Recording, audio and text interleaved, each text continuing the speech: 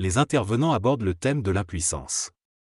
Ils soulignent que l'impuissance est un état mental qui dépend des pensées conditionnées par l'éducation et la société. En cherchant à créer à partir de ces pensées limitantes, on rencontre inévitablement un sentiment d'impuissance croissant. Ils insistent sur l'importance de se libérer de ces pensées conditionnées et de se connecter à la pensée de la lumière intérieure, qui est source de force et de foi. Ils précisent que l'impuissance est une illusion, car on ne peut pas agir en dehors de ce que l'on est réellement. Ils mettent également en évidence le fait que se sentir concerné par les problèmes des autres peut aussi contribuer au sentiment d'impuissance, alors qu'en réalité, on n'est pas réellement concerné. Dans ce contexte, il est souligné que chacun est responsable de sa propre vie et de la manière dont il la vit. On ne peut pas être concerné par la vie des autres, sinon cela entraîne de la frustration et de l'impuissance. On peut aider les autres en les accompagnant, mais on ne peut pas agir à leur place ni leur dire quoi faire. La clé est d'être en contact avec sa propre complétude et stabilité, ce qui permet d'accompagner les autres sans s'extraire de soi-même. Chacun est souverain dans son propre royaume et vit son propre état.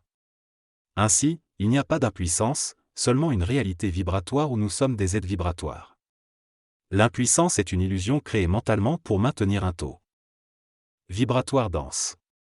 Nous sommes invités à accepter nos limites et à ne pas nous sentir impuissants face à ce que nous ne pouvons pas faire. Chaque être a ses propres capacités et ne peut pas être tout à la fois.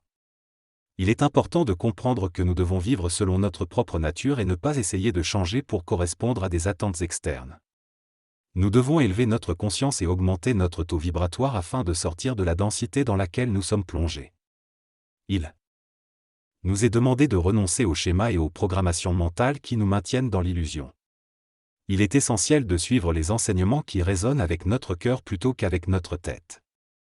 Nous devons être souverains dans notre propre compréhension et accepter que chacun a une compréhension différente en fonction de son ouverture de cœur. Les enseignements que nous recevons apportent des éclairages différents et il est important de filtrer ces informations à travers notre cœur. Nous ne pouvons pas être tenus responsables de la manière dont chacun interprète nos enseignements, cela dépend de leur propre niveau de compréhension. Les temps futurs apporteront une confiance et une connaissance de plus en plus profonde en fonction de notre ouverture de conscience. Il n'y a pas de comparaison à faire, chacun est à son propre niveau d'évolution et il est important de continuer à apprendre et à monter les marches de l'escalier sans fin de la compréhension. La conscience doit permettre de comprendre toujours plus profondément notre être. L'ouverture du cœur est essentielle et demandée. On va donc poser des sons pour favoriser cette ouverture. Installez-vous confortablement, acceptez les difficultés comme des occasions de grandir. Laissez tout cela derrière vous et entrez profondément en vous. Quelques respirations conscientes et la musique commence.